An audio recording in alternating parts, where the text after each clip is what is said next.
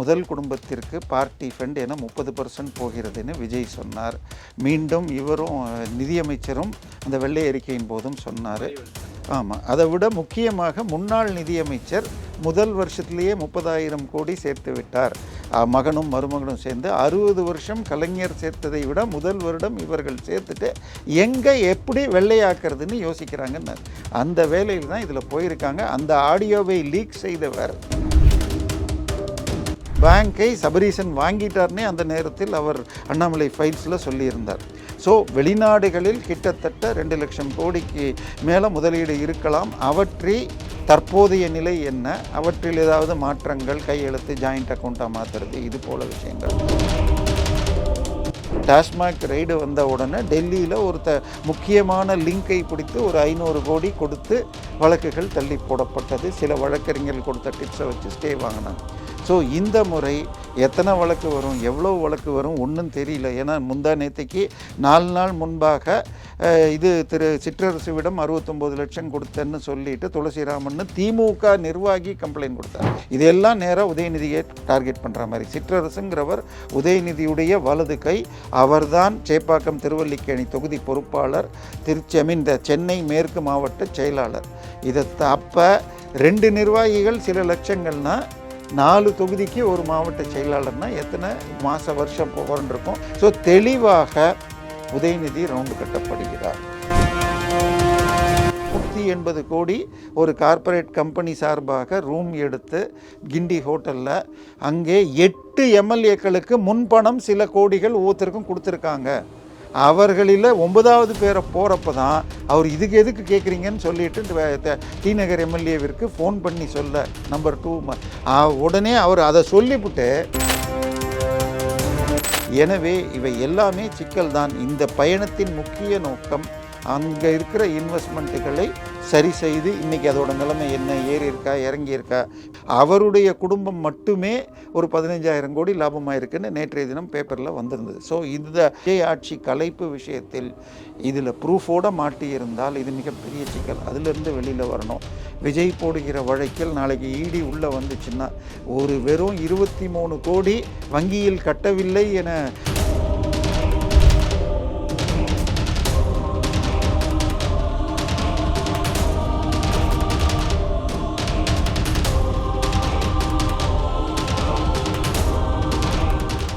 Real one உறவுகளே, நடுநிலையோடு பொறுப்புடன் செய்திகளை வழங்கி பல லட்சக்கணக்கான மக்களின் நம்பிக்கையை பெற்ற நமது சேனலின் வளர்ச்சிக்கு உங்கள் ஆதரவு தேவை. இந்த ஊடக பயணம் தொடர்ந்து வலுப்பெற திரையில் தெரியும் QR கோட் ஸ்கேன் செய்தோ அல்லது டிஸ்கிரிப்ஷனில் உள்ள வங்கி விவரங்கள் மூலம் உங்களால் முடிந்த அளவு சப்போர்ட் செய்யுங்கள். உங்கள் ஒவ்வொரு ஆதரவும் நமது குரலை இன்னும் பல லட்சம் பேரிடம் கொண்டு செல்ல உதவும். ரியல் ஒன் நேயர்களுக்கு வணக்கம். இன்று நம்மளுடைய நேர்காணலுக்கு அரசியல் விமர்சகரான திரு தேவப்பிரியா அவர்கள் இணைஞ்சிருக்காங்க. சார் வணக்கம். வணக்கம்.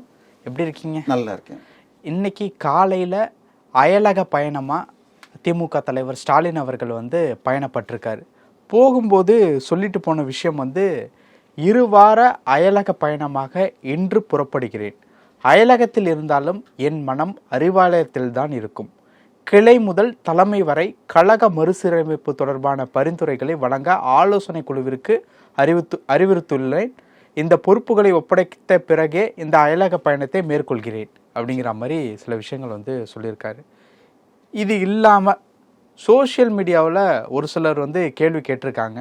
அந்த கேள்விகளையும் நான் உங்களுக்கு படித்து காமிக்கிறேன். கட்சியின் ஒரு முன்னாள் அமைச்சர் கைதாகி நீதிமன்றத்தில் விடுவிக்கப்பட்டிருக்கிறார்.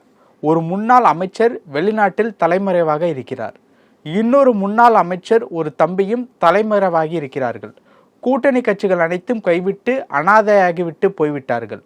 அரசியல் களம் பரபரப்பாக இருக்கிறது. இத்தகைய சூழலில் வெளிநாட்டு இன்பச் சுற்றுலா சென்று என்ன செய்ய போகிறார் மு.க. ஸ்டாலின்? ஒவ்வொரு வெளிநாட்டு பயணத்துக்கு முன்னதாகவும் மகனும் மருமகனும் செல்வது ஏன்? 1 வருடம் தவறாமல் ஸ்டாலின் குடும்பத்தினருடன் ஐரோப்பாவுக்கு செல்வது ஏன்? அப்படி என்ன ஐரோப்பாவில் இருக்கிறது? இதையும் கேட்குறாங்க.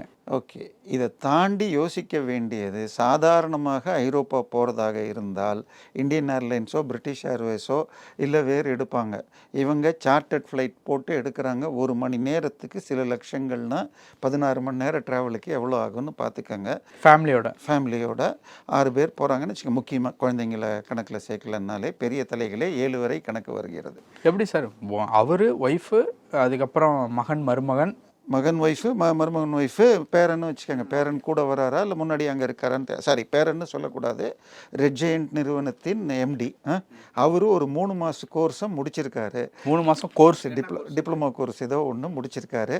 அதுக்கு அவருக்கு கொடுக்குற சர்டிஃபிகேட் வாங்கிறதுக்கு போவதாக காரணம் முதலில் சொல்லப்பட்டது. சரியா? நமக்கு ஒன்றே ஒன்று ஞாபகம் வச்சுக்கணும்.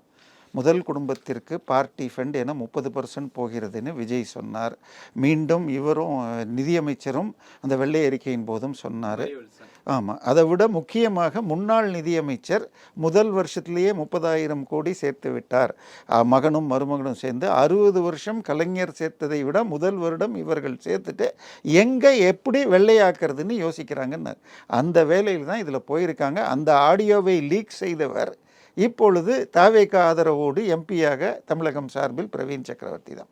ஸோ இப்போ கிட்டத்தட்ட முதல் வருஷம் 30ன்னா அடுத்த வருஷம் இன்க்ரீஸ் ஆனால் ரஃப்லி 2 லட்சம் கோடிகள் பல்வேறு இடங்களில் முதலீடு செய்திருக்கிறார்கள். ஒரு பகுதி தமிழகத்திலும் இருக்கலாம். முன்னாடியே ஒரு செய்தி வந்திருக்கு, நம்மளும் சொல்லியிருப்போம். வால்பாறையில் ஒரு 3000 ஏக்கர் டீ எஸ்டேட் வாங்கியிருக்காங்க.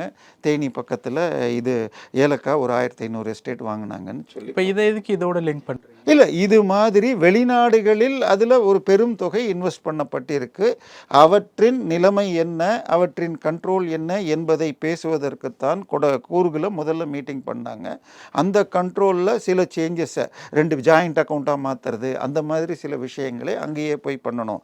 இன்னும் சொல்ல போனால் அண்ணாமலை ஃபைஸில் ஜார்ஜ் வெஸ்ட் பேங்க்னு ஏதோ ஒரு பேங்கை சபரீசன் வாங்கிட்டார்னே அந்த நேரத்தில் அவர் அண்ணாமலை ஃபைல்ஸில் சொல்லியிருந்தார். ஸோ வெளிநாடுகளில் கிட்டத்தட்ட 2 லட்சம் கோடிக்கு மேலே முதலீடு இருக்கலாம். தற்போதைய நிலை என்ன, அவற்றில் ஏதாவது மாற்றங்கள், கையெழுத்து, ஜாயிண்ட் அக்கௌண்ட்டாக மாற்றுறது, இது போல விஷயங்கள். இன்னொன்று, அவருடைய உடல்நிலை செக்கப்பையும் 1.5 வருஷத்துக்கு ஒரு தடவை ஐரோப்பாவில் செய்து கொள்வார். அதை தவிர அவர் இளமையான நமது அப்பான்னு சொல்கிறதா அண்ணான்னு சொல்லணுமா, அவர் ஏன்னா ஒரு சமயத்தில் யாரோ தாத்தான்னு கூப்பிட்டோன்னா அங்கிள்னு கூப்பிடுங்க, தலைவர்னு சொல்லுங்கள். ஓகே, அவருக்கு தலையை முடி மாற்றும் சிகிச்சை 2 வருஷத்துக்கு ஒரு தடவை பண்ணணும். ஸ்பெயின் அதற்கு ஃபேமஸ். போன முறை போனார். ஸோ அதுவும் இதில் சேர்த்துருக்கலாம். ஸோ உடல் செக்கப்பு, முடி டிசைனிங்கு, 3வதாக நிதி, இதோட வழக்குகளை எப்படி சந்திக்கிறது. இவர் அறிவாலயத்தை பற்றி நான் சிந்திக்கிறேங்கிறத அயலகம் போனாலும் என் மனசு அறிவாலயத்தில் தான். இல்லை, அறிவாலயம் இல்லை, திமுகவை நோக்கி வரும் வழக்குகளை நோக்கி அவர் அதுலேருந்து எப்படி தப்பிக்கலாம். ஏன்னா போன முறை டாஸ்மாக் ரைடு வந்த உடனே டெல்லியில் ஒரு முக்கியமான லிங்கை பிடித்து ஒரு 500 கோடி கொடுத்து வழக்குகள் தள்ளி போடப்பட்டது. சில வழக்கறிஞர்கள் கொடுத்த டிப்ஸை வச்சு ஸ்டே வாங்கினாங்க. ஸோ இந்த முறை எத்தனை வழக்கு வரும், எவ்வளோ வழக்கு வரும் ஒன்றும் தெரியல. ஏன்னா முந்தா நேற்றுக்கு 4 நாள் முன்பாக இது திரு சிற்றரசுவிடம் 69 லட்சம் கொடுத்தேன்னு சொல்லிட்டு துளசிராமன் திமுக நிர்வாகி கம்ப்ளைண்ட் கொடுத்தார்.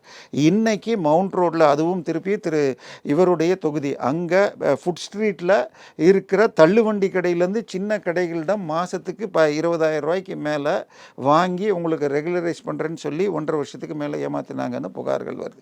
இதெல்லாம் நேராக உதயநிதியை டார்கெட் பண்ணுற மாதிரி. சிற்றரசுங்கிறவர் உதயநிதியுடைய வலது கை. அவர்தான் சேப்பாக்கம் திருவல்லிக்கேணி தொகுதி பொறுப்பாளர், சென்னை மேற்கு மாவட்ட செயலாளர். இதை அப்போ 2 நிர்வாகிகள் சில லட்சங்கள்னா 4 தொகுதிக்கு ஒரு மாவட்ட செயலாளர்னா எத்தனை வருஷம் போகிறோம். இது நேரடியாக உதயநிதியை தாக்கலாம். அதே மாதிரி இதை வச்சு எப்படி தாக்குறது சார்? உதயநிதிக்கு தான் நான் கொடுத்தேன், அவர் சொல்லி தான் கொடுத்தேன்னு யார்ட்டையாவது வாக்குமூலம் சொன்னால் என்ன பண்ணுறது? ஏன்னா அந்த துளசிராமன் பேட்டியில் அவர் திருத்தணி தொகுதி எம்எல்ஏக்காக நிற்கிறதுக்காக 25,000 கட்டிட்டு அப்போ போய் நான் மனுவை கொடுத்தேன். ஏன்னா கீழே கொடுத்தா திருப்பி கீழேயே அவர்கிட்ட தான் போகுது, சிற்றரசு கையிலேயே போகுது, நேரடியாக தலைமையிட்ட கொடுக்கணும்னு சீட்டு கேட்கறதுக்கு சீட்டு கேட்டு போய் இதை கொடுத்தேன், இங்கே வந்து கொடுக்குறியான்னு கேட்டார்னே. ஸோ தெளிவாக உதயநிதி ரவுண்டு கட்டப்படுகிறார். ஸோ அடுத்தது தம்பி சார்கள் பேரில் ஏற்கனவே வந்து KN நேருவுடைய அந்த கேஷ் ஃபார் ஜாப் ஸ்கேமில் பண்ணியிருக்காங்க. உச்சநீதிமன்றத்தில் டாஸ்மாக் வழக்கில் மாநில அரசின் உரிமைகளை தாண்டி டாஸ்மாக் அலுவலகத்தில் ரெய்டு செய்தார்கள்ங்கிற வழக்கில் அன்றைய தமிழக அரசு போட்ட அப்பீலை இவங்க வித்ட்ரா பண்ணுறாங்க. அப்படின்னு சொன்னால் அப்பொழுது தேடப்பட்ட ரத்தீஷ், ஆகாஷ் பாஸ்கர் போன்றவர்கள் மீதும் இப்பொழுது மீண்டும் ரெய்டு செய்யறதுக்கு பவர் வரலாம். இந்த வெளிநாட்டு பயணம் மேஜராக சொல்லப்படக்கூடிய காரணம் வந்து இன்பநிதி வந்து அந்த கோர்ஸ் முடிச்சது தரமா பட்டமளிப்பு விழா ஏதோ நடக்குது சார். அதான் 3 மாத கோர்ஸுக்கு உள்ள இதை கொடுக்குறாங்க. ஃபேமிலி கிராஜுவேஷனும் அது டிப்ளமோ சர்டிஃபிகேட் ஒன்று கொடுக்குறாங்க. அதை வாங்கிட்டு அதுக்கு அவங்க அப்பா அம்மா போகிறது ஓகே.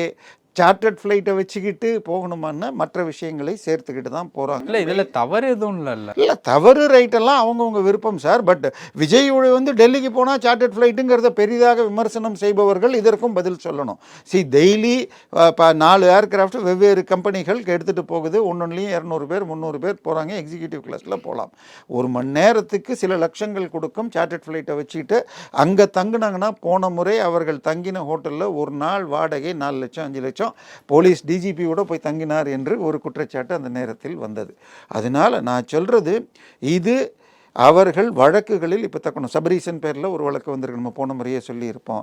நேரடியாக சபரீசன் தம்பி பிரவீன் கணேஷ் என்பவர் கம்பெனின்னு சொன்னாங்கன்னு. ஸோ இப்பொழுது இவர்களை நோக்கி வரும் இந்த கணைகளிலிருந்து எப்படி தப்புவது, எந்த வக்கீலை பிடிக்கலாம், இல்லை டெல்லியில் யாரை பிடிச்சி எங்கே காசு கொடுக்கலாம், இதையெல்லாம் உடைக்கிறதுக்குத்தான் ஜூன் 22ஆம் தேதி விஜய் பர்த்டே அன்னைக்கு 10 எம்எல்ஏக்களை வெளியில் கொண்டு வருங்கிற முயற்சி வந்தப்போ தான் செந்தில் பாலாஜியுடைய தம்பி தேடி போனாங்க. ஸோ இப்போ அதில் தெளிவாக 180 கோடி ஒரு கார்ப்பரேட் கம்பெனி சார்பாக ரூம் எடுத்து கிண்டி ஹோட்டலில் அங்கே 8 எம்எல்ஏக்களுக்கு முன்பணம் சில கோடிகள் ஒவ்வொருத்தருக்கும் கொடுத்துருக்காங்க.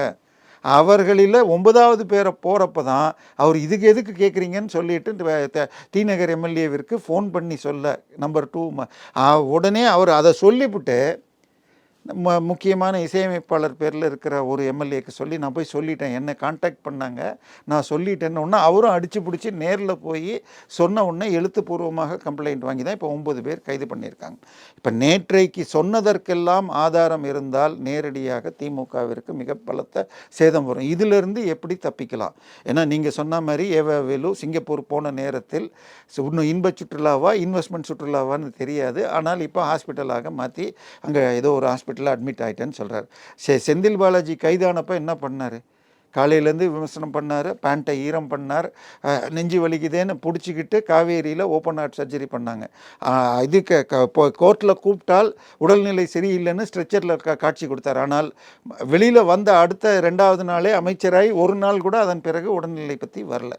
எனவே இவை எல்லாமே சிக்கல் தான். இந்த பயணத்தின் முக்கிய நோக்கம் அங்கே இருக்கிற இன்வெஸ்ட்மெண்ட்டுகளை சரி செய்து இன்றைக்கி அதோட நிலைமை என்ன, ஏறி இருக்கா இறங்கி இருக்கா. இப்போ உதாரணமாக தங்கத்தை நீங்கள் 3 மாதத்துக்கு முன்னாடி வாங்கியிருந்தால் இப்போ விலை இறங்கியிருக்கு.